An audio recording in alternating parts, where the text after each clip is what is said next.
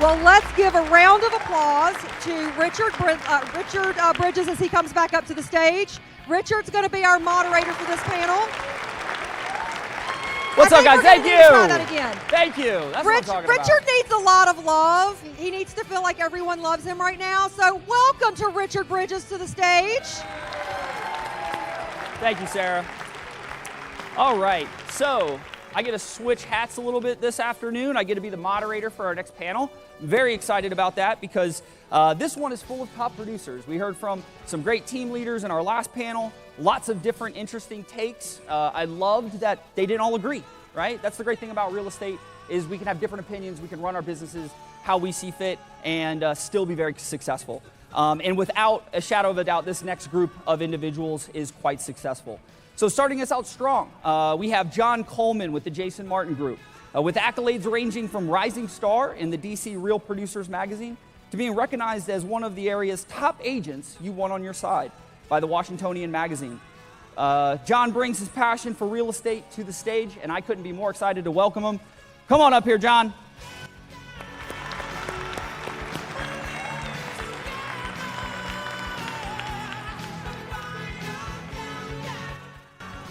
All right, guys.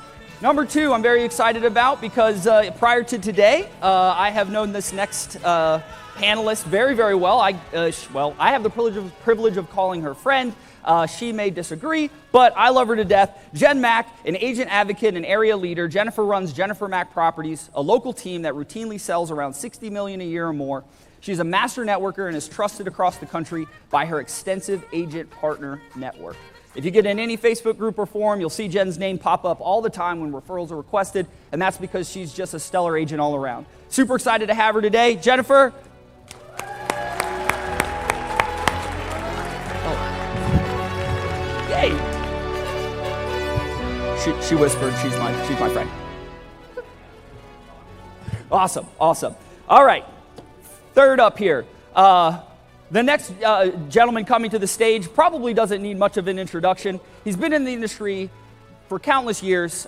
Casey Samson runs the Casey Samson team. It's the #1 medium team in Virginia, according to the Wall Street Journal. They're listed in Real Trends as the top 0.05% of all agents in the nation.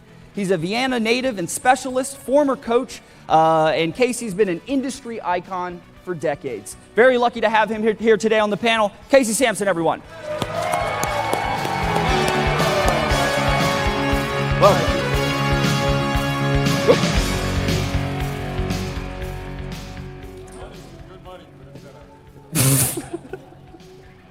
All right, fourth up here. Our next presenter, I think I'm his friend. Hopefully he's my friend too. I love this guy. Sean, I've known for years and years. I'm super excited when I found out he was going to be one of our panelists.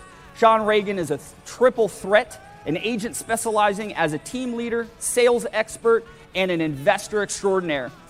Sean has built a thriving brand with Dutko Ragen Homes and Investments with millions of dollars in profitable investment sales under his belt. He has an expert understanding of real estate inside and out.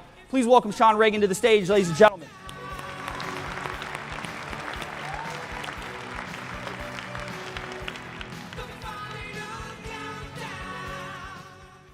Love it. I'm hyped. Guys, I'm super excited because we got one more presenter. Our last panelist, certainly not least, many of you know who she is. Her reputation is across our industry, but it came along very recently. Her name is Nikki Lagouros. Nikki's a distinguished Reston top-selling agent.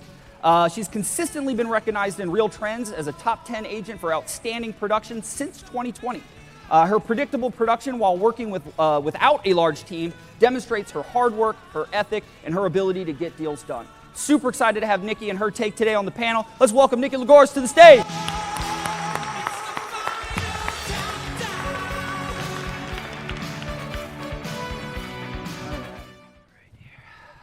we go. All right. Thanks, guys. Oh, appreciate you looking out for my well-being. All right, first question today. I would say this year's been a little wild. Would you guys agree? Yeah. It's been a little bit different. For some of us, first time we've been through it. For others, not the first time. I'm interested to hear your take on what you're doing different in your business this year than you did last year. You want to go first, John? All right. So One of the things that I implemented a little bit more this year was going some short form content on Instagram and YouTube and on TikTok. And that was purposeful coming into my business plan for 2023 because I had done YouTube before and I wanted to figure out a way to drive more people to that. So then I went to a conference down in Houston, and in that conference I was surrounded by a bunch of people that was their main initiative. So surrounding myself around people that had that concentrated on, and took from there and came back. And my goal coming out of that conference was to grow my Instagram to like 2,000 people. And we sit here since April and it's now up to 28,000 people. So that's what I've done. Oh, wow. That's outstanding. All right. Who else? What are you doing different this year than you did last year? Go ahead, Nikki. So for me, I'm very heavy into online lead spend. So that was always the focus of my business. So kind of getting back to the basics of getting into my CRM and touching those people. I hired an ISA to make the phone calls and to make sure that we're pulling all the leads we can out of the platform that is, free essentially, versus just relying so heavy on that Zillow spend that's been pretty much the pillar of our business. Awesome. So mixing up that prospecting. I like it. Well, we've got to come to Jesus meetings with our sellers. We've got to be realistic about where we price these houses and how we market them and what their expectations are. So we've had to readjust the expectations. We've had to really expand the pricing models to show them, I know the Millers sold their house at 1.3, but now we're at 1.1. So it's educating the sellers on where it was and where it is and where we have to be in order to get that sold. And I run I run weekly updates, and more homes are withdrawing unsold than are going pending every week. So, the people that are selling houses right now aren't selling because they want to, they're selling because they need to. Death, divorce, downsizing, disaster, they've lost their job. So, I kind of look at that and go, you got to be kidding me. More people are withdrawing only because people just aren't getting realistic and saying, hey, it's not here. It's here. And if you want to sell it, we got to get down here. So the models that I've been doing to educate the sellers have advanced quite a bit. I can go next. So, transactions are down about 25% across our area. But that still means that 75% of what we did last year, people are still having transactions. So I cringe a little bit when I hear realtors saying no one wants to sell and no one wants to buy. I think it's our job to figure out, and you alluded to it, who is selling and who is buying. So what I've done different is gotten very strategic on researching who is selling and who is buying and how can I approach those people. Because right now, it's true. My typical avatar, move up buyers, whatever, they don't want to sell and buy right now. And so why am I going to beat my head against the wall trying to convince them to do something that very well may not make sense for them, rather than going after the people who do need to transact right now. So I thought long and hard about it, made a list.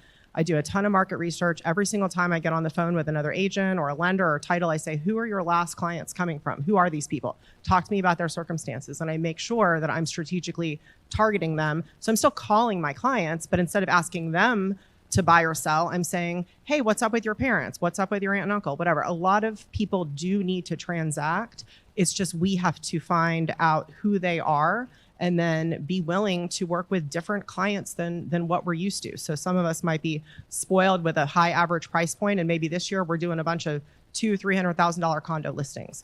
Fine. I mean, business is business. I'm happy for it. So just be willing to work in a different way than what you're used to working, and the business will still come to you. And it sounds like you're getting better at asking the right questions. Correct. Yeah, asking the right questions is really, really, really important, because a lot of our clients, they just think that, oh, you sold them a $600,000 townhouse in Springfield. You're the $600,000 Springfield buyer agent. Well, no, I'm not. I do all of these other things, but they don't think of it that way. So we have to make sure they know all the areas we can help them, all the price points we work, the types of homes, the types of people we work with. We've got to make sure they know that. And then all of a sudden you start getting the calls and it's different people than you're used to, but that's okay. This year's been really interesting for me, actually. I've had a lot of fun working with different types of people. Awesome. Love that. Sean, what's your take? Yeah, I'd say we're getting back to our core competency. We tried to take a page out of Nikki's book and go heavy in online leads. It got expensive. We didn't have the processes, and it really wasn't who we are. So we're diving back into working with builders, investors, bringing inventory to market. We know we're all operating in a very, constrained supply environment. So we know that if we can produce and bring good listings to market, if you do the right open houses, mailers, prospecting, everything around that, the other leads will come. So that's really where we're spending our time, energy, and money to really double down on that. So in those kind of, I would say, less traditional prospecting pillars that you guys lean into pretty heavily, have you seen them impacted as much as the other resale markets? What's the opportunity there? Yeah, I mean, I feel like we've definitely seen them impacted. The hardest thing is being able to find a good deal, right? You always buy yours or your client's profit when you buy the property, and you realize it when you sell. So we're seeing on the back end that if you put out the nicest product in the neighborhood, we're still getting multiple offers. Last week we had 3 offers on a house that got bid up 70 grand, and had 100 groups through. This time last year, I would have expected having 10 plus offers. So we're still seeing them move, but the hardest part is finding the product. But if you can find it and build it, they will come. And that's really what we're seeing. Love that. Love that. Guys, one other just note real quick. If we can throw the text number up on the screen. I'm sure you guys will have questions as you're listening just from this dynamic panel. If you have questions, please make sure you text to that number what your question is. We'll be monitoring it in the back, and we'll make sure that we make time at the end so you guys can ask your hardest hitting questions. So appreciate that. The next question, I want to start off by just directing it directly to Casey. Technology and tools are incredibly important, I think, in our real estate, in the real estate industry, and in how we're running our businesses. What tools and technology are most important to you and your team, and how is that impacting your business? Well, first of all, I went to Samson Properties, has a, what is it, HQ to you, and goes over all the technology that they offer. And I mean, there's a ton of technology out there, but technology is not an individual shot. Technology is a cocktail of all sorts of technologies. So everything from MLS to Excel spreadsheets to the geofencing to Google Ads to Google Analytics to all of this stuff. We realized that we have 16 different technologies we use before it even hits the market. Before a home goes on the market, it goes through 16 cocktails of how to find the buyers in McLean when we got a house in Vienna and they're not looking in Vienna, they're in McLean. So how does our geofencing tag them, Google Ads and all that stuff? So the technology is, and that's why I went to the thing at HQ, see what everybody else is doing. Is there any other thing I could put in the cocktail that makes it accelerate even more? So some of the teams that you see up here have their own cocktails, and as we heard, they all do it differently. But when you're talking to a team and you want to go work with a team, you need to find out what kind of cocktail do you have. We don't cold call. We don't get data leads from Zillow and go after them. We have our own way of getting leads. So you just got to kind of talk to the team leaders on how do you guys find your leads? What is your cocktail? How do you get your home sale? How do you do a predictive analysis? How do you do your pricing? What is that whole formula? Because I will tell you, it's like I'm a football coach, current, not former. Oh. But if you put a football team out there and you don't have a left guard, you aren't going anywhere. I don't care how great the quarterback is. If you don't have a great left guard, you're not going anywhere. So this cocktail that you have, and somebody said you have to have a passion for everything you do, passion for pricing, passion for marketing, passion for staging, passion for, getting these things out to the people that need to see them. So passion for finding out, are we at the right number before we launch? So I think really technology is just, everybody's got to find their own right cocktail that takes them from soup. And those 16 programs are just before we launch. Whole different suite of technology after we've launched. So the first group they asked, should people go by themselves or they should go with the team? I just don't think a person that goes by themselves can do all those tasks. I think it's too sophisticated now. Real estate has gotten too sophisticated. Marketing has gotten too sophisticated. If you want to go up against a person that has all these tools, there needs to be a group of people that are all contributing to afford those tools. So I would go say team more than individual now more than ever, because there's just so many tools you're going to need. John, I'd be curious your thoughts on this. I know that you're pretty heavily influenced. You're in tech. You're doing a lot of things. Your content creation is really strong. You just mentioned that. What would be your go-to tech tool if you could only pick one? So if I had to just pick one thing, and I would be thinking about if I was going into a new market today, how could I generate 6 to 12 deals in 1 year? I would go all in, heavy-handed into YouTube. YouTube from a standpoint of generating business, but YouTube is also a cheating answer because there's so much information on there about learning from other people. How do you improve your open houses? What are other top agents doing? A video of this might end up on YouTube and you can learn and go from it. So being able to get information from it and then using that to go back and find other people that are looking for information in our field, I think it's one of the best places to be in. I think that's interesting that you kind of expanded more than just using it as a prospecting tool, but saying it's a platform that I can use to sharpen my skills at the same time as generating opportunities. Market's 30% down. We got to get 30% better. And there's only one way to get 30% better, and that's surround yourself with knowledge. Love that. Nikki, curious what you think on this. What's a tool that you could not live without? Something that helps you day in and day out? Something that you've really found yourself relying on? It's a big part of your business. It's a very basic answer. I use Follow Up Boss, and the reason that is because online leads are, like I said, 70% of my business. So with that, you need a long-term strategy as well as a short-term strategy, processes, procedures in place to make sure, I think Jason said 13 times you have to touch that person before they're even willing to talk to you. So with that being the main foundation of our business, sometimes we're getting leads come back to us 3-4 years later that never bought just because we have a 7-year drip that goes, right? So, and then I would say the other thing is Real Scout.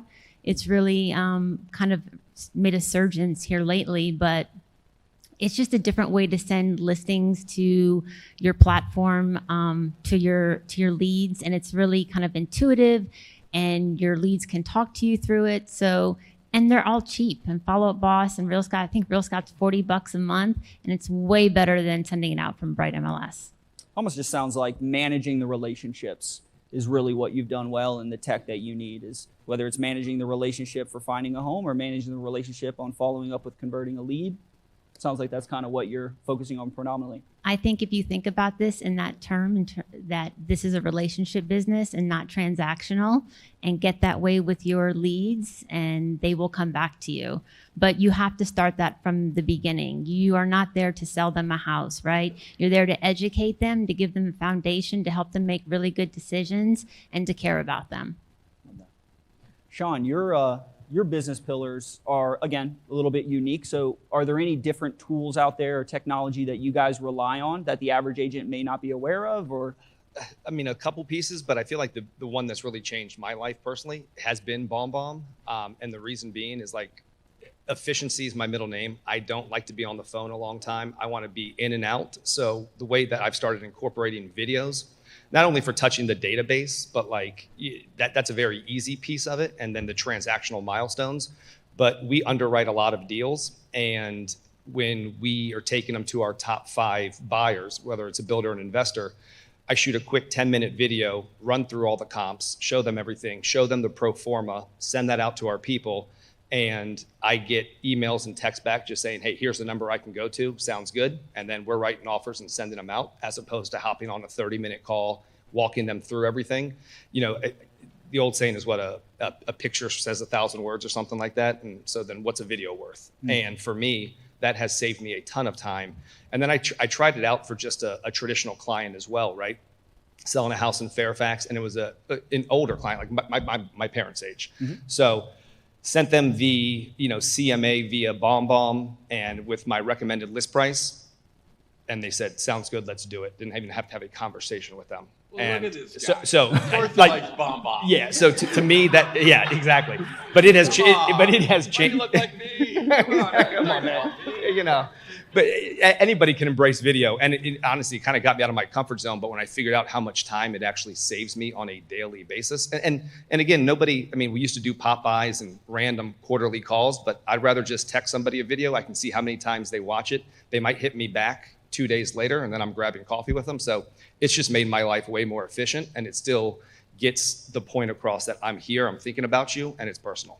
I really like that. I listened to an agent one time talking, and they were talking about the difference between an incoming phone call and an outgoing phone call. An incoming phone call is 30 minutes to an hour because you don't control. It's it happens when it happens. You have no control over those circumstances. They have what they want to say. They're all amped up. But when you make an outbound call, you control that conversation. When you send a video, you communicate everything that you want to say in the way that you want to say it and in the most convenient amount of time. So that's a great insight. That's what I thought of. My friend Jen, what do you think? So everybody in this room has one, and realtors act like they don't know how to use it. It's your phone, and it's making outbound phone calls. Does everyone know how to do that? Do we need to go through it?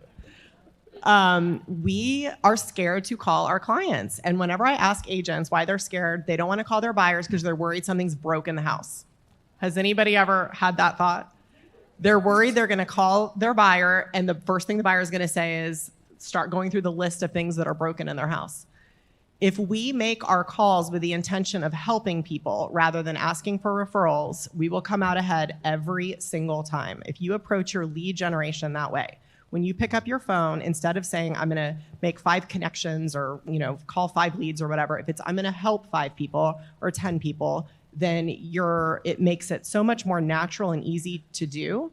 And we should all be the resource that they're all looking for, right? So if you are not well connected, then join a team with a team leader who's well connected, and anything those clients need, you're going to be able to have at the snap of your fingers to help them. They're going to look at you as the hero, and they're going to start sending people to you. But we are so scared to do it. We don't take the time. We spend months looking for houses with people. Well, not me. I show like 2 houses.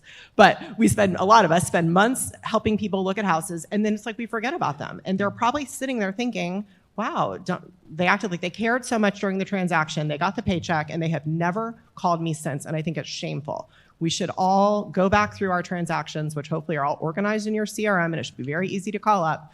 Call your people, check on them, be curious about how they are, and you will see your business flourish. That's awesome.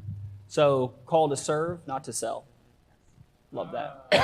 Awesome. Ooh, got him one there. Been waiting all day to get that in. See, I got a list. All right. So you guys are sitting up here. You're very successful. People respect you, admire you. That's why you're here. But I don't think you got here accidentally, and I don't think you got here alone, right? It takes a village. Who are your trusted industry partners that you rely on and that have helped you get where you are? Let's start with Sean. Ooh. Sorry, I dawdled. I mean, honestly, I've had a lot of mentors over the years. Jay, I see you back there at Debbie's. Aside from that, I think our biggest thing is our contractor network. That has really been something that has helped us scale the investment side, but also bringing a huge value add to our clients, right? We have people that can take care of anything from building a new house to the landscapers or whatever they need. So I think that our contractor network is by far our personal biggest secret sauce, and continue to just try to build that out and grow it. But that for us has been our biggest piece to success, aside from the individual mentorships that we've had over the years. I'm gonna carry this forward a little bit. I'm sure when you said contractor network, it went through my head. I'm sure it went through a lot of your heads. Contractors are a rare breed. They are difficult to pin down. They can be difficult to get to show up on time, price correctly. How do you keep those relationships strong while also managing the expectation of what you expect from them when they're serving your clients? What does that look like? I mean, I think the biggest thing, honestly, is it's always a work in progress. We have a ton of attrition rate and we have our core people, but you find one contractor, it goes good for 2 years, and then all of a sudden they ghost or their pricing goes through the roof. So I think the biggest thing is just giving them opportunity and really making sure that they know they're part of the team and the family. It's like, hey, we will keep you busy and you don't need to go take outside work. So it really becomes a win-win. And then I think just being able to have contractors, like to your point, that are reliable, that are cost effective and can produce high quality work. That's a very rare breed. And it's been 18 years of us going through and cycling through people to find that. And we're continuously doing that. So I think it's just one of those things where when you really take a collaborative team approach and know that it's not just somebody that we're, hey, subbing out, like you are an extension of us and we are an extension of you. I think that's really the biggest piece. Love it. Jen, you're a master networker. So I know that partners and people that have helped you get where you are, you've influenced a lot of other people. So who are those partners that are most important to you?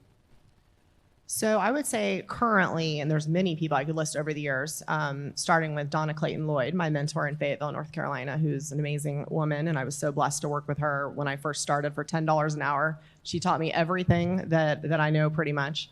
But more recently, the network that I'm a part of through my company, a lot of the founders of that network are based in California. And I think that in Virginia, we're kind of old school still with how we do things, believe it or not. The real estate trends do not originate on the East Coast. The real estate trends originate on the West Coast. And so if you are just insulated from all of that and you are only Virginia, Maryland, DC as far as your influences, you are going to be the last in line to hear about all of the things that are on the horizon. The way that they're doing things is completely different on the West Coast than how we do things here. So I would say that you want to put yourself in a position where you're hearing from people doing 3, 4 times, 5 times as much business as you are, and on other coasts, and be the first person in this market to implement some of those things, and you're going to be way ahead of the curve. Otherwise, I think people are just going to be left behind. Hear you. Casey, how about you?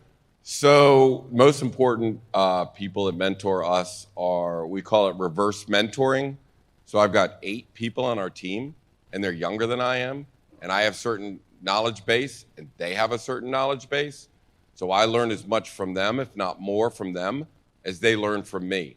So it's the combination of my old school, my pricing, my expertise, and what they, like Morgan will go to a listing appointment, and if Morgan says this house is getting painted, that house is getting painted, and it needs getting painted. And when it's over, it's gorgeous. So I do a lot of reverse mentoring, and I learn more from them than they learn from me. But I've got a lot of experience, but I'm 65. That house looks okay to me, but it doesn't look okay to a 30-something buyer, right? So they have the con, and they know the technology, and they know the social media. So they bring a ton to the table, and I think that's the differentiator for me than a lot of the older agents that are on their own. It looks fine to a 65-year-old, but it doesn't look fine to a 30-something. So, and their technology is not good, and the way they do things, and the way they get it out, and the way they use geofencing, and the way they use all this. I mean, you really have to learn from the young, and when a young person comes and says, I'm looking for somebody to work with somebody old. And when an old person comes to me, I'm looking for somebody, find somebody young. Because we all counterbalance each other. We all bring something to the table, and we put that cocktail together, and that's what we use to help the seller sell their house, or a buyer buy the house. So I think that's why teams are important. You put that cocktail together, and it's 10 times more powerful than just me walking into a house. I think you just coined the phrase reverse mentoring. I've never heard that before. That was Somebody pretty mark cool. it. Let me tag it. I love it. Yeah, go ahead. Somebody's already Go ahead, file trademarking some it. paperwork real quick. Got it. Hey, John, I'm curious, your partners, who are the ones that influence the most, have helped you the most get where you are? I would say if I had to narrow it down to somebody that's on my mind today, I've had the same business coach for my KW Maps days. And she had to fire me for a little while because we left KW at one point. And I had to, for months, beg her to take me back. And she had to get special permission and all that stuff to take me back on. But having someone that can be your coach, that can be your mentor, that can, lift you up when you need it most, but also knock you down when you think you're on top of the world, that's the person that's going to keep you level. And having that in my life has allowed me to really amplify in a bunch of different ways. Because what we constantly talk about is there's 3 balls that I'm always juggling, and I'm an awful juggler. The first one is business, the second one is friendships, and the other one is family. And making sure that all of those are up in the air and getting taken care of. And so we constantly rate ourselves about where we are in each of those categories. And if one of those is substantially lower, we got to flip the script. We've got to figure out what's going on in our lives and how we can bring it back to a center that makes the most sense, that fulfills us as people. Love that. So, Nikki, that leaves you. Anyone who knows your business has been tracking it knows how much you do. And most of that's you, right? Almost all of it's you. So who are the people that are behind the scenes helping you? Who are those trusted partners that have supported you and maybe haven't come to the limelight yet? I wouldn't so much say them that I think of right now yet, just because, I mean, of course I have a TC, I have a showing assistant, all those deals are mine. But when I got my license in 2017, I lived in Maryland. I had been to Virginia maybe like 3 times in my life. And they put me with a guy named Rob Chavez that you guys all probably know. And he made, I didn't know anything about real estate. He was like, hey, if you do this, I bet you can do that. And I was too naive to know any better. And I was like, well, if he says I can do it, then I must be able to do it. Little did I know that there's people that have been working 10, 15 years to try and do what we've done to this day. But he was like, hey, if you move to Reston, I bet you can take over Reston. And I was like, bet. All right, I'm moving to Reston. So I bought a little house. I couldn't afford much. I bought a little house in Reston. And then he was like, okay, now do this. And then I did that. And then I was like, well, I should do this for myself. So I left the team. And 3 years later, I was the top producing agent in Reston. So I would say find a mentor who makes you think that all these things are possible. Because if you just don't know any better and you think, hey, I really can do this, you bet your ass you can do it, right?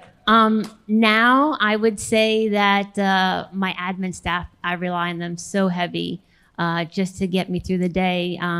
You wouldn't be able to write a contract and sell 150 houses a year by yourself without admin and showing support.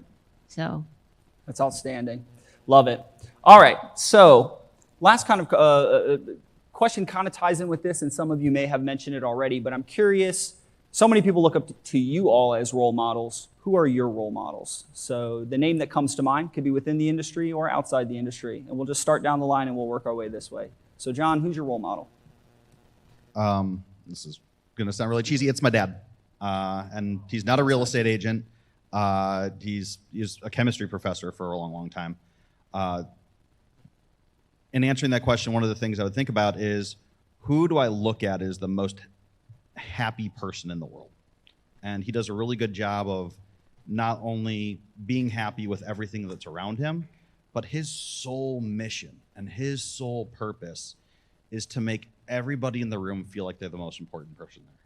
And I just love that. So, sorry. That's awesome. That's awesome. For me, it's my dad too. He is a retired Army colonel. Now he is a grandparent to 6 grandkids and takes care pretty much full time of a couple of them and never complains. He taught me when I was a kid, integrity is non-negotiable. I remember him saying that to me when I was like 8 years old, and I was probably like, what does that mean? And then it has just stuck with me my entire life, and I'm so grateful for him. We moved across the country so that I could live in the same neighborhood as my parents and see my dad every single day. I'll go visit them when we're done here. Don't forget to see your parents. You know, I knew I didn't want to live across the country from them, so we moved here back to be by them. They love you, they want to see you, and I want to spend as much time with him as possible. We're gonna have to clip this out and send you those videos so you can give it to your dads. That'd be pretty special. Mine's a football coach. Mine's Bill McGregor from DeMatha High School, DeMatha Catholic. He's a great man, and I mean every word out of his mouth you hold on to, but I'm going to tell you a quick story. It'll change all your life. Change my life. So I heard that this guy, who is the greatest football coach, he flipped the coin at the Super Bowl. He was high school coach of the year. He puts people in college all the time. He's a great guy. So anyways, I heard that he went up to Cumberland, Maryland to watch a single-A football team play this defense. And that he drove all the way up there to watch that. And I went, nah, not single A. That's Bill McGregor. That's the best football coach in the country. So I called him up and said, can I come over and talk to you? And I walked in and I said, is that true? Did you do that? And the next words out of his mouth changed my whole life. He said, Coach, you can't believe how gracious he was with his time. And I started sweating. I was like, oh my God, I'm the biggest asshole of all time. Because I think I know everything. We'd won 50 games in a row. I know everything. I don't have to ask anybody questions. And here's the greatest coach of all time. Drove all the way over there to ask a single-A coach, and not only did he do it, but he's humbled at the fact that the guy would give him so much of his time. And he would show him how to do it. And I realized that I'm just awful. I'm an awful person. And I immediately started learning from everybody I get my hands on, but sometimes I think when you're young, you think you know everything and you really don't. And if that guy can learn from people that are, a lower grade, whatever, out wherever he is, then we all can. So when my kids talk, when the people on my team talk, man, I listen to everybody. And we spend, and I emphasize, we spend 15% of our time on education, which is stuff like this, listening to great people, listening to great agents, just picking up nuggets of information that we can use. Don't think you know everything. You always pick up nuggets, and that makes your cocktail even stronger and better. And hopefully it's got some smoke on it. You know what I mean? And I don't know, does anybody know if there's a bar in this place? I'm making myself thirsty. We got a happy hour at 4 o'clock. Everyone got 2 drink tickets. Let's go. All right, Sean, who's your role model? By the way, man, you wear 65 very well. So Thanks, baby. Honestly, I feel like I compartmentalize a lot. So I have different role models in different aspects, for sure, from spiritual, physical, all type of stuff, health. But when it comes to business, we have a new role model now that we just hired as a coach. His name's James Daynard. He's very involved with Bigger Pockets. He owns his own team and brokerage out of Seattle, Washington, which is a very, very similar price point market to us. And they do 500 units a year, and 90% of their units are builder and investor driven. So what I've learned is they have not figured out a way to capitalize on those listings and get a lot more than 10% from it. But just kind of seeing that and going out there and seeing their operation. And I think one of the biggest pieces that I learned from him is, he used to be a traditional agent as well, which we are, but focus on what you really want, and a life by design, not by default, which is a Gary Keller line, where you can get pulled in every different direction, but what really brings you joy, what makes you get out of bed, and what do you have a passion for, and do that. And so he, in the business aspect, is certainly our role model and kind of who we're trying to emulate and learn from. So very excited about that. What's his name one more time? James Daynard. James Daynard. Yep. Awesome. Thanks. How about you, Nikki? Who's your role model? For me, it's my dad. I know that's another answer, but my dad came to this country when he was like 18, I believe, and he always tells me, he said, I jumped ship in Duluth, Minnesota with $2 in my pocket, and someone bought me a bus ticket to New York City. And my dad retired a multimillionaire as a house painter, right? And he learned how to be profitable, run a business. English was his 4th language, but he did it all with hustle and grit and hard work, and he gave up everything just to keep working so we would have a better life. So that's my role model. That's awesome. That's inspiring to me. I love all you guys as role models. Outstanding. All right, so for our next question, I'm always curious about this. You see agents, a lot of times they'll get up there and they'll win awards, and you see their name, and then 4 or 5 years later, have no idea where they are. So getting to the top is one thing. Staying at the top, which all of you have done, is very challenging. What's your secret? How do you stay there?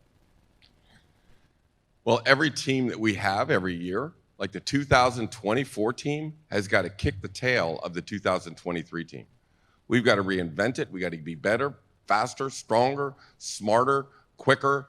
There are always things that team, I guarantee it, 2023 would have whipped 2022's ass if they walked in at a listing presentation.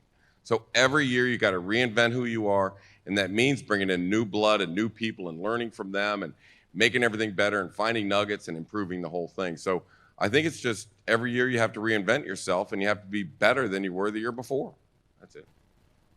Love that. We'll go Jen. I just switched my answer from what I was going to say. I would say you need to make sure you're getting in bigger rooms. So every single time that I've made a company change, it's because, if you're constantly seeing your name up in the top 3, it's time for a bigger room. You're not learning anymore. And so I think that if you're, a big fish in a small pond and you're happy with that, okay, but is your business really going to grow? So I think that we need to be surrounding ourselves with people doing, way more business than we are. And it humbles you, and it makes you thirsty to learn. And that's really the key to staying on top, in my opinion. Nikki, you got on top pretty quick, and you stayed there and just continued to make gains. It's every night after I finish my workday, it's learning more, right? Learning more about how to perfect the systems and processes we have in place, learning more about the craft. I mean, the other day I was the listing agent. I did a deal with a buyer's agent who'd only sold 2 houses. And he sent me something and I was like, oh, that's not the right way. And he was like, oh, but it is. And he was right. He caught me on a contract that I didn't know in and out like I should. And hats off to him. I was so proud of him because I was like, I mean, he just really bit my ass. But so I would say just kind of, you think you know everything. You get to a certain point. I never think I know everything. I'm always like, I am not the smartest person in any room. But I tell you, if you just keep perfecting the things that are tried and true that work, I can't reinvent myself every year. I'm a solo agent. This is me. But I can take what's working and then figure out how to magnify it and make it better and better and better. John, you guys have been crushing for years. What's the secret? Well, this year is going to be a little bit different for me for 2024. So I just got my business plan done for 2024 and starting to concentrate on it. And 2023 for me was a year of challenging myself and pushing myself to spots I never imagined I could be in, like on the stage up here with all these amazing people. And I know that I can do all that. And I love going at night and looking on YouTube and challenging myself to learn new things going on. Where I really need to be so I can be the best for my team, for my wife, for my dog, for everybody involved it's going to be a wellness thing for me in 2024. And that's physical. I'm the chubbiest I've been in a long time. I know it. I'm working on it. But also, most importantly, mentally. I think mental health is something that we need to be more exasperational. That's not a word. We need to be more on top of it and talking about it more. So like, as I'm looking at this year, and this was a hard year, guys. Even if you were even lucky enough to be close to the transactions the year before, the transactions you were working on were tooth and nail fighting hard, and they really drug us through the mud. So figuring out a way to make sure that I can do everything I can to be happy and to bring myself and have the energy I need to pour into everyone that's involved in my life is where my plan is. Sean, how about you guys? Yeah, I would say two-pronged to kind of piggyback off of everybody, right? Staying learning-based. Somebody once said that readers are leaders and learners are earners, and that really kind of stuck with me. And I think that kind of knowing that you don't know everything and that we are in an industry that is constantly evolving, kind of staying top of mind on that and being able to be nimble and agile to where you can pivot when markets do shift to take advantage of whatever the market of the moment is. That, and then I think even as important as that is the people you surround yourself with and that you team up with. Having like-minded, aligned people that are working towards a common goal and that are good people. Integrity is really important to me.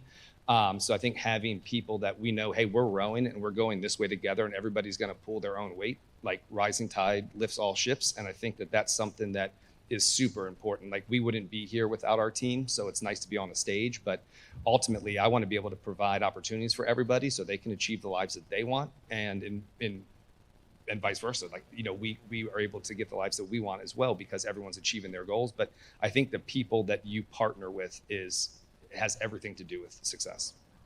Can I just piggyback on this real quick? So I'm not being paid to say this. I don't make anything off Samson Properties, but I'm just going to say, like in our company, and I don't know what it's like in the other companies, but in our company, all of our team leaders, we all start feeding off each other. Like they'll sit in on my huddle meetings. I'll sit in on their huddle meetings. Nobody's got walls up. Everybody's learning from themselves. I mean, Ian does an incredible huddle in the morning, and we pick off things from his, and he picks off things from ours.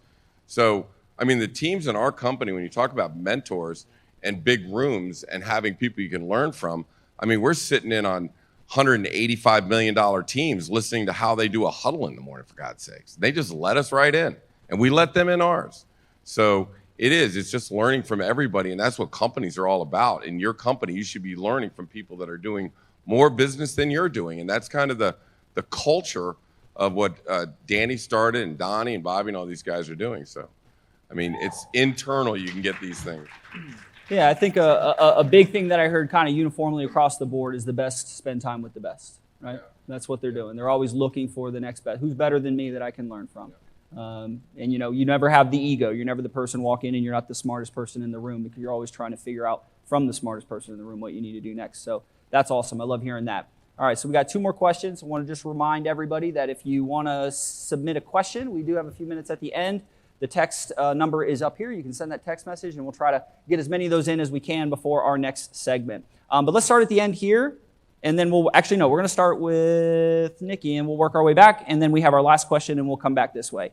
So Nikki, one piece of advice, all right? You can only give one piece of advice. Someone's coming to you. They're like, Nikki, my business isn't where I want it to be. What do I do? That's a broad question. Your business isn't where you want it to be. And you can only pick one thing. Get your processes and procedures down. That's it. Something in place that's going to take your lead from the time that you get it to 10 years after you close it. That's it. Process, systems. That's it. I like it. I would say market knowledge. Get out there and learn the market. Walk homes, get an idea of what's going on, be the market expert, the local economist of choice. With technology, everybody can look on Zillow and Redfin. But if you really want to be that professional, what is going to differentiate you from the other people? Market knowledge is something that's really big for me. If I was dropped in Austin, Texas, I would go preview every home and I would hold open houses. Nice. What was the question again? I'm One old. piece of advice. You have to distill it all down, all those years of being a top agent, and what are you giving them? Got it. Take your weakness and turn it into your strength. If you're weak at pricing, or you're weak at marketing, or you're weak at something, you either team up with somebody that's great at it, or you work your ass off to make sure that you're better at that than anybody else. So turn your weakness into your strength all the time, no matter what you're doing. And then, and that's what makes you bigger, faster, stronger. I would say that especially going into, having gone through almost all of 2023 and then 2024, which, by all predictions is going to be a challenging year. I would say work on your energy level. And that's something that I've been paying a lot of attention to personally over the last couple of months. And my team is so sick of hearing me say this, but your energy dictates your income. When you think of the most successful people in your life, I was at a conference last month and I'm sitting there and I'm watching all these speakers and panelists over the course of 3 days. And the one thing they all had in common was their energy level. They were jumping across the stage. I mean, it was amazing. And I'm sitting there and I'm like, wow, they're successful. Look at them. Look at their energy level. Look at their health, their vitality, their positivity. How can I get more of that? And I think that this business is hard. It can beat you down. And if everybody would take some steps to increase your energy level, whether it be whatever you need to do, starting to get in the gym, weightlifting is where it's at, especially ladies out there. I'm telling you, it will make the hugest difference. I'm like getting choked up talking about it. It has made the biggest difference in my life. If you need to quit drinking, if you need to drink more water, if you need to get some sunshine every once in a while, if you need to revamp your eating habits, if you need to go to bed earlier, get up earlier, whatever it is that you need to do, increasing your energy level, you will see exponential difference in your business, your relationships with your kids, your spouse, your friends. You will feel better about yourself, and it's all going to project out for clients. Because what are clients looking for right now? They're looking for someone who's confident. They are looking for somebody who they can trust when you are giving advice. And so if you don't have that confidence, you can know what you're talking about. You can have the market knowledge and know what you're talking about. But if you don't truly have that it factor in terms of that confidence, energy, positivity that you are radiating out to the people you are around, you are not going to attract the amount of people that you're going to need to attract to be successful in the coming years with as competitive as it is. Thank you, Jen. I would say if you're struggling, you just need to get back to basics, and that is to go to your sphere of influence. Or for me, at least, that's what I would do. You were mentioning people are afraid to call their past clients. I would go back and call my clients from every single year, and not to check up on them, but to see how they're doing and to add value to their lives and see what you can do. And in some cases, probably apologizing for disappearing and like being truthful and being like, hey, listen, it's been busy. I'm sorry. I've been thinking about you. I was just driving past your place, or I was driving past that coffee shop we met up on, and I was thinking about you. And all of a sudden, that person's going to either turn around and give you a referral or maybe just grab coffee with you. I think it's getting back and getting face-to-face with people that are in your sphere. I think to piggyback on that, agents who are struggling, they're not holding themselves accountable.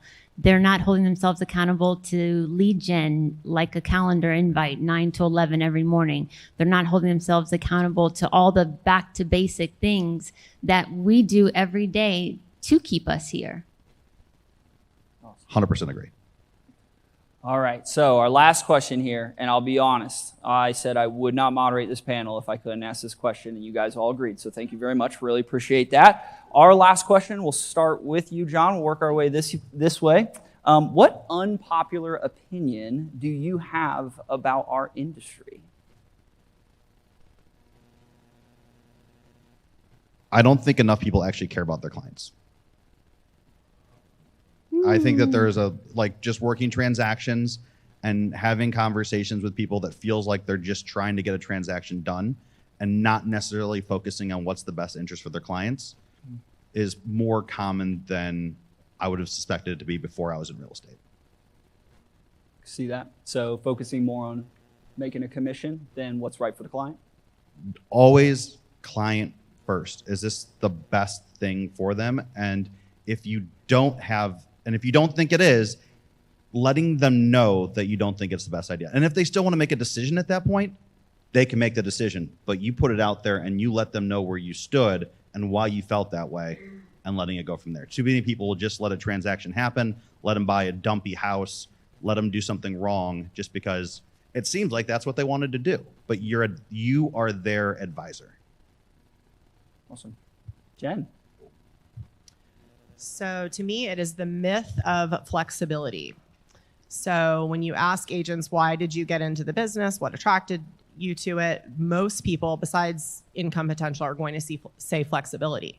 And I think that is like a curse that we put on ourselves because we're just not doing enough work. It's like people have so many errands they're running constantly, figure out a way to pare that down a little bit. I think that we all need to time block a little bit better. I remember when my kids were in preschool, they went to a morning preschool, and I was in the parking lot at 9:20 because 9:20 was the earliest that you could drop your kid off. If any of the moms been here, right? You're like, okay, 9:20, we're allowed to drop the kid off. So you drop them off. I'd run and get in my car, race down to my office, and I had 2 hours and 30 minutes to get my work done. And I worked like a maniac, but all I did was work during that time, so that when I then went and picked my kid up, I could be present with my child. I think we half-ass work and we half-ass our family all the time, and we think we're winning, right? You think you're winning because you're sitting watching your kid at the soccer game and you're looking at your phone and you're working, and guess what happens when your kid scores a goal? They look up and you're looking at your phone. Doesn't that break your heart? Don't be that way. Do your work when it's time to work. And when it's time to be with your family, take your phone and go and put it in a freaking drawer. Woo. It is heartbreaking that our children are constantly seeing us working when we are supposed to be with them. Makes me want to cry. It really does. And like I said, we think we're winning. We think that that is success. Wow, I've made it. I can go on vacation whenever I want to. You're working the entire time and your family sees it. And that is the memory that they are going to have of you. So you need to get your business in order, get some leverage, and be able to take a couple of days off where you're not working the entire time. Be present with your kids. They are going to be gone. My daughter is turning 16. I'm taking her to New York City this weekend. I'll turn my phone on about every 3 hours, right? I want to be with her. I don't want it to be a constant memory of mom was working, right? So I think that we think, wow, I'm in such a flexible industry. This is great. We need to make it less flexible. Work when you're supposed to work, play when you're supposed to play. Are you guys all working for her? Because she's getting claps on every one of her answers. I am hiring. I mean, are you hiring? Are you giving them money buying beer for these guys or what? She's tickets also from my her friend. for your beer today. Clap. No. And first of all, John, you don't can need have to my lose tickets. anything. I'm doing 75 You look hard. great I'm not just drinking. the way you are, John. So don't you change. All right. What's the question again? No, I'm just kidding. Unpopular opinion. No, look. So here's what I think. I think a lot of realtors put what's best for them ahead of what's best for the seller. So I agree with you, John. I'll come in, I'll price a house $1.4 million. Seller wants $2 million.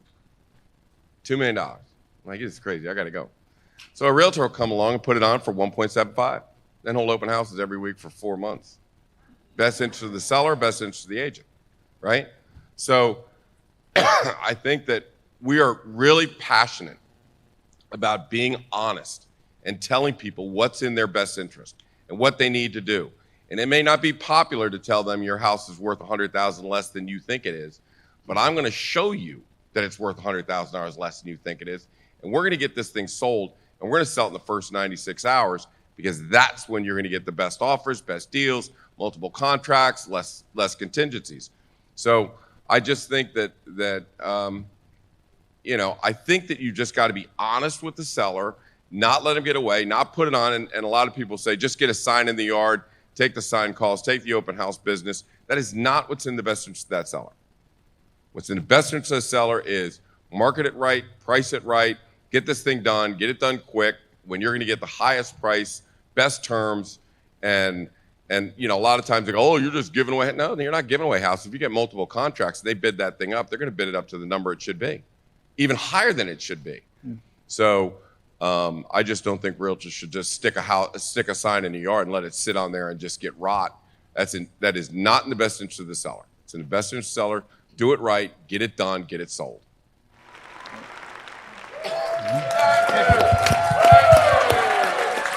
I'm telling you guys beer. All right. Sean, what's your hot take? Yeah, I'd say two real quick. One, don't confuse production with profit, right? I think real estate is a smoke and mirrors game. You see a lot of people up here, hey, I did 100 million, I did 200 million, come to find out their profit margin's 5%. We're in this to run a business and treat it that way. And I think that's something that really is, I've been in a lot of those meetings and it's like people are just really touting themselves and, pumping their chest. And it's like, you did a lot of work, but you didn't make a lot of money. So is that really worth it? And secondly, just since we do flip and build a lot of homes, we do live in an HGTV time frame. It's not a 30-minute flip. People want to get into real estate and do real estate investing, and I think it's a lot more involved. It tends to take longer, cost more than you would imagine. So I think those are two unpopular things that people, kind of don't really. So investing's harder than people think? It's a full-time job. Yes, Gotcha. It is a full-time job. Awesome. Thanks, Sean. All right, Nikki, what do you think? I'm going to preface this answer with when you floated this question to me on the phone, you said it was supposed to be funny. Please, I would prefer it to be funny. Yes. Yes, you got to close this out. I made one TikTok my entire life, and it went viral because when realtors make their entire personality about being a real estate agent, it's too much for me. I can't do it. I can't do the shirt, the license plate, the car, the incessant social media. I can't talk about it 24/7. It's a whole mood, right? You know what I'm talking about. Yeah, that's my hot take. All right, fair enough. Fair enough. Do we have time for some questions? We do, and we have a ton of questions from the my audience. goodness. So let's start out with some specific questions that audience members have. Let's start with Jennifer Mack. Based on your research, who are you targeting now? Who in your business model is your target client types?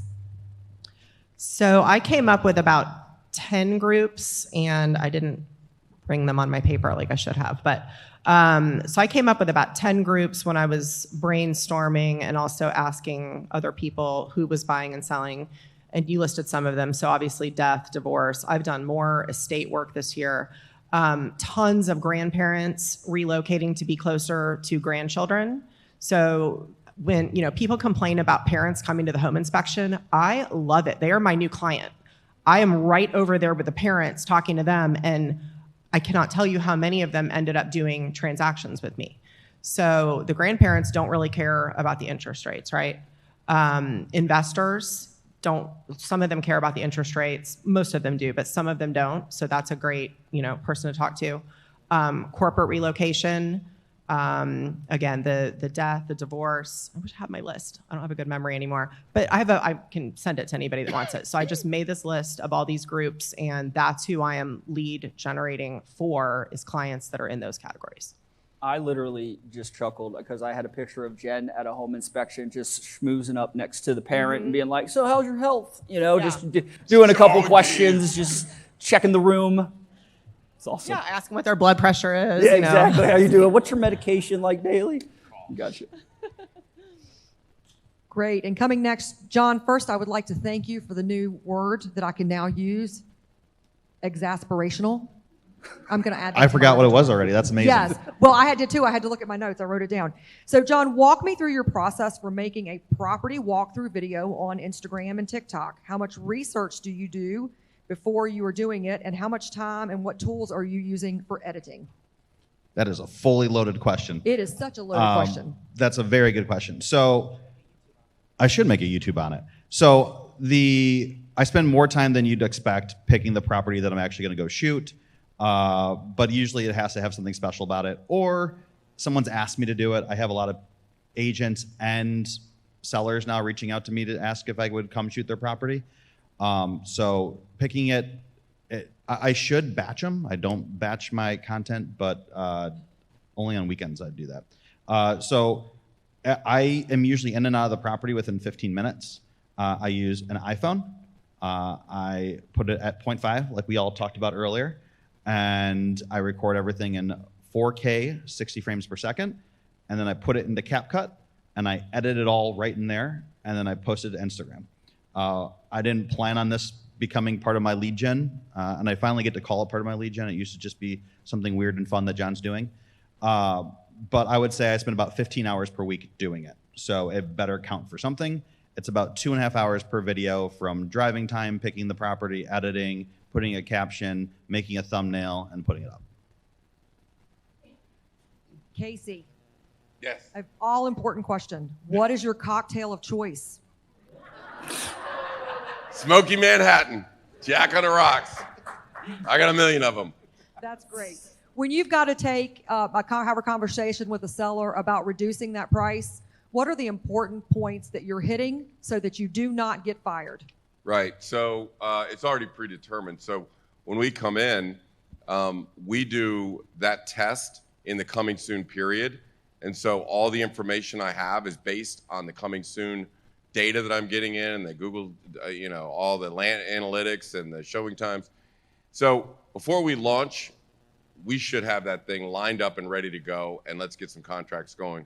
So we do that prior to, and then if it doesn't sell right away, like this market is a little more difficult, then you've got a 30-day process where you've got triggers throughout that every week you've got a trigger. So when we have that conversation, like now are starting to have, it's time. It's 30 days because the market has already discounted your house. So if you're at $800,000, they already know it's not worth $800,000. Any contract that comes in is coming in at $750,000. So we need to beat them to the $750,000. Let's drop it to $750,000, get a whole new buyer pool, repopulate all of the information on social media, and let's relaunch at $750,000. Then we might generate contracts, which we do, generate contracts that push it back up towards the $800,000. So that work is done prior to launch of listing, and then everything is scheduled that if we don't get it, in the first week we do this, in the second week we get that, third week we do this, fourth week we drop the price. So we don't have to have that conversation. Nikki, why haven't you addressed or embraced the team concept, and do you ever see yourself doing so? I don't like to babysit people, so I think my mic went out. I'm not warm and fuzzy. I'm not going to nurture you and coddle you. That's just not who I am. My kid is back there. She's my partner agent, so that's the only person that could deal with me. She just graduated college in May and got her real estate license, but she knows my kind of crazy. So I just, and I like selling houses. I don't want to sit in an office somewhere. I like going to $200,000 shitty condos and selling them like that. That's fun for me. It's not fun for me to manage people.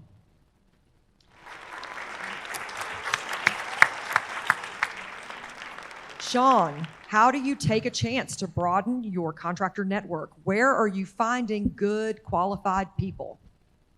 That's a great question. And honestly, we've gone to Home Depot and talked to folks. We've gone to other job sites. One thing that we are starting to do is the different production builders in the area. We have found that if we go stop by around 4 o'clock in the afternoon, when most of the project managers are gone, the guys that are still working there at 4 o'clock tend to be good, have cost-effective pricing, and are hardworking. So that's has been really good for us.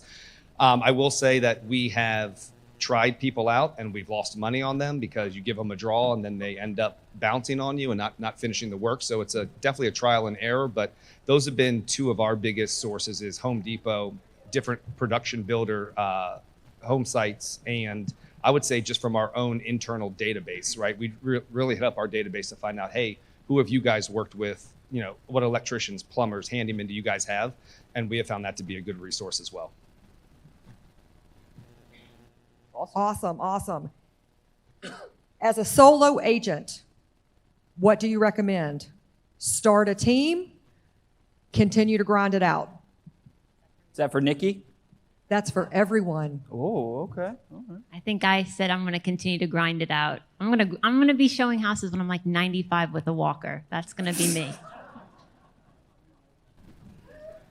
I would honestly say do what's best for you. I don't think there's a right answer here. You know, we wanted to be able to focus on what we enjoy and not handle every aspect of the transaction and the business marketing, running signs, transaction coordination. So I'm a big proponent of building a team and then finding people and players that have a specific role that they want to do and are better than you at that role, and let them do their thing so you can go do your thing. I think if everybody within the organization operates in their top 20%, the sky's the limit.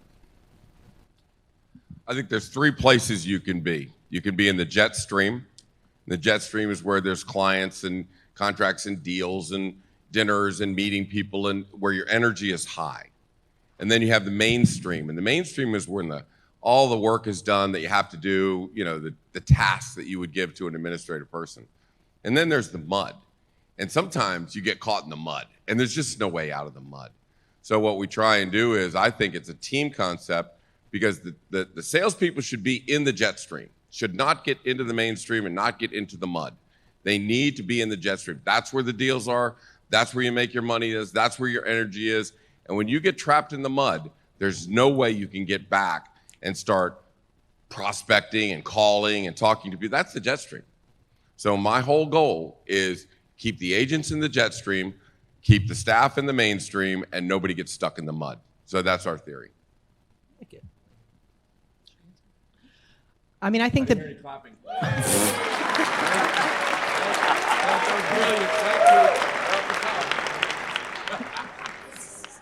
I love this stuff. So I think that the beautiful thing about our industry is that there truly is a place for everyone. And we have some amazing solo agents in this area that do a great job and seemingly love it all. I mean, I see them in pictures, you know, staging houses on Sunday mornings and, you know, they're doing everything, right? And usually they cap out at about 30 to 35, you know, transactions, something like that. They are working really, really, really hard. Some of them fortunate to have great, you know, showing agents and things like that. That help. I think that for a lot of people who are not good at everything, I think that joining a team can be a really great solution, especially if you're looking for some work-life balance. You know, my top agent, Caroline, she's been with me over 6 years, went on our honeymoon this year. I got people under contract for her. I personally showed the houses for her. She knew that she could leave and shut it down, and I had her back. And for some agents, that's really important to them. And for other agents, they're kind of just super control freaks, do not want to let go. They know that about themselves. I think that that's something that can be fixed. And then there's agents who they know they're horrible at the admin side, horrible at the paperwork. There's agents horrible at the marketing side. There's agents horrible at the lead generation. So there truly is a place for everyone. I do think that teams are the model of the future, I guess, if you want to call it that way, just because things are getting so much more complex, so much savvier. And I think that, you know, it's really hard for an individual agent to stay on top of all of those things and still maybe earn the type of living that they want to earn.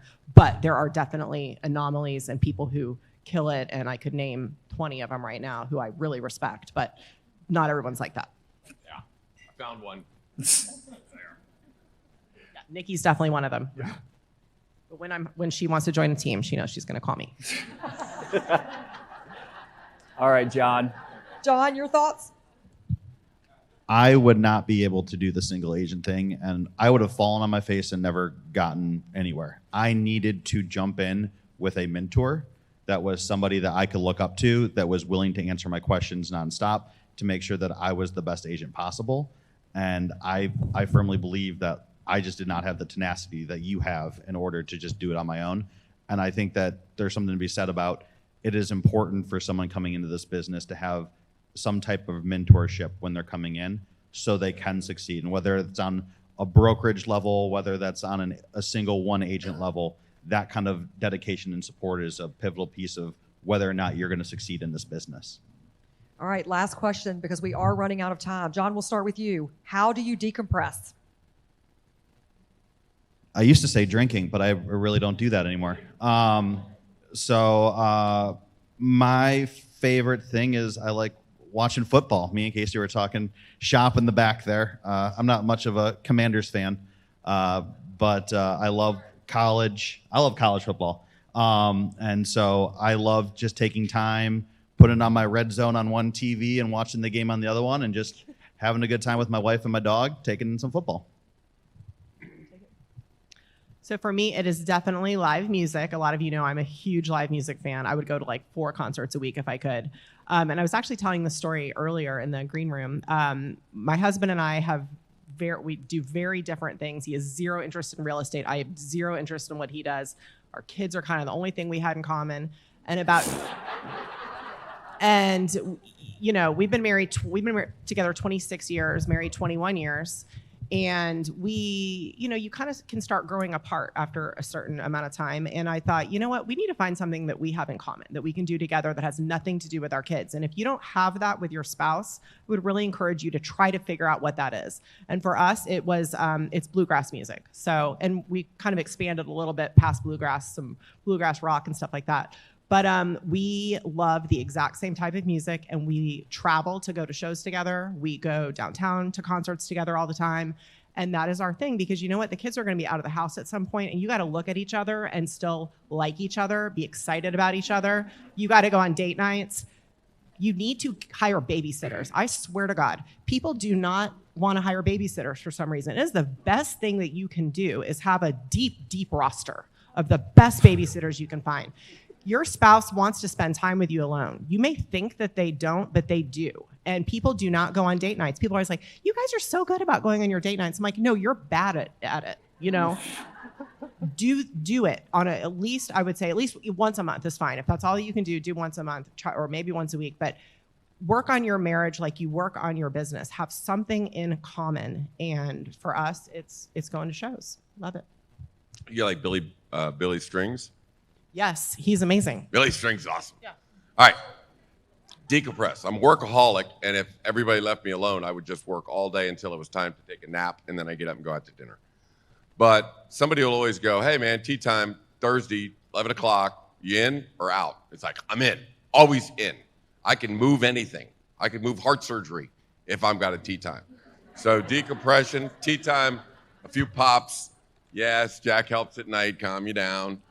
But going out to dinner, I just think that, you know, in my town of Vienna, we just go out and see a lot of people and meet a lot of people. And they're always, well, Morgan and I were at Bonaratti's, and sure enough, couple next to us, hey, Casey, how are you? And $1.85 million listing. So going out doesn't hurt, and getting seen doesn't hurt.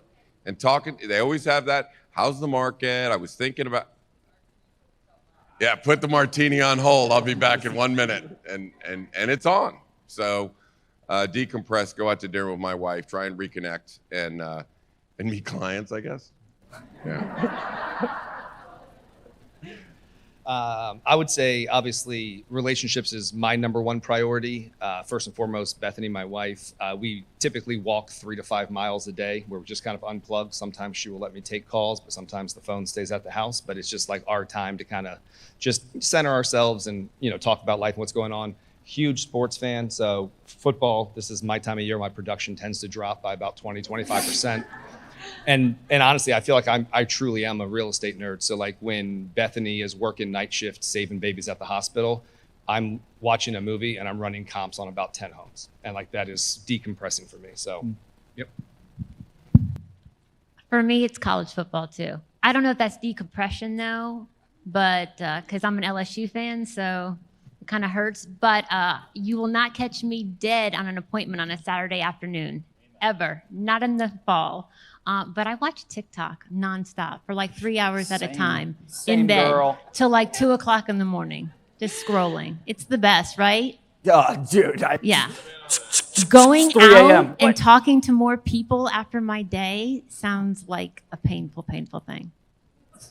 Thank you so much, everybody. A big round of applause for our panelists and Richard, our moderator.